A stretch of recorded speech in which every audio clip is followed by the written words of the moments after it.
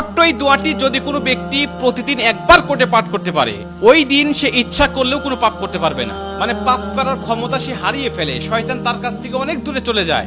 নবীজি বলছেন, যদি কোনো ব্যক্তি এই দোয়াটা মাত্র একবার পাঠ করে, যেদিন সে পাঠ করবে ওই দিন শয়তান চিৎকার করে কাঁদতে থাকে, চিৎকার করে আওয়াজ দিয়ে বলতে থাকে যে আজকে সারাদিন তুই আমার ওয়াসওয়াসা থেকে মুক্ত হয়ে গেলি, আমি ইচ্ছা করেও আজকে তোকে আর ধোঁকা দিতে পারবো না, তুই আজকে আর কোনো পথভ্রষ্টের কাজ করতে পারবি না, তুই সেটা আমার কাছ থেকে মুক্ত হয়ে গেলি।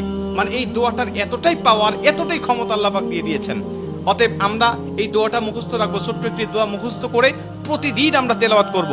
আমরা কিন্তু অনেকেই আছি পাপ ছাড়তে চাই, কিন্তু আমরা এমন কিছু দেখি বা এমন কিছুর সম্মুখীন আমরা হয়ে যাই, ওটা দেখার পরে আমরা নিজের উপরে নিজের কন্ট্রোলটা হারিয়ে ফেলি, তখন আমরা পাপ করতে বাধ্য হই বা পাপ শয়তান আমাদেরকে করিয়ে ফেলে।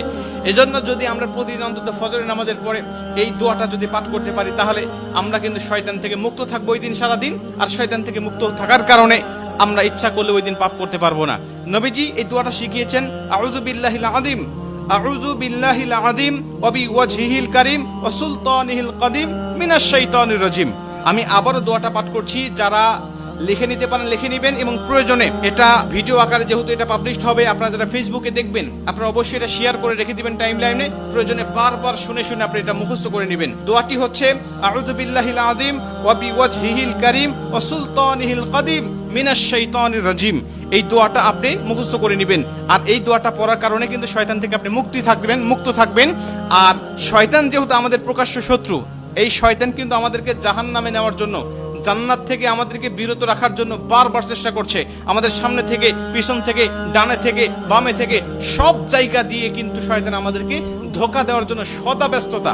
আল্লাহর সাথে সে চ্যালেঞ্জ করে আসছে, আল্লাহকে বলছে, আল্লাহ প্রয়োজনে তুমি জান্নাতের সংখ্যা কমিয়ে ফেলো, জাহান্নামের সংখ্যা বাড়িয়ে দাও, কারণ আমি মানুষগুলোকে যেভাবে ধোঁকা দেব, এই ধোঁকায় সে বোকা হয়ে তোমার ইবাদত আর গোলামি সে করবে না, সে নিঃসন্দেহে পথভ্রষ্ট হয়ে যাবে।